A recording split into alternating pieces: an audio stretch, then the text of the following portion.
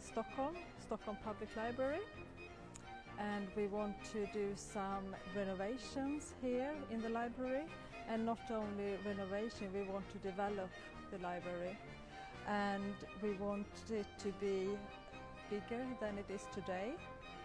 We would like a bigger children department. We want it to be much bigger, from 325 square meters to 885 square meters. We would also have the public space expanded with 30%. We will have more seatings, more reading rooms, small rooms for groups to study in. Today we only have big reading rooms that you sit a lot of people together, and what people want is smaller reading rooms.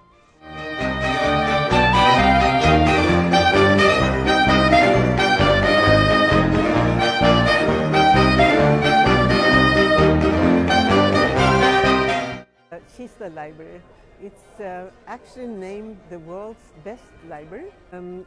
Every year more and more people find this library because it's a library that is right in the center of a shopping mall in a very big and multicultural area of Stockholm.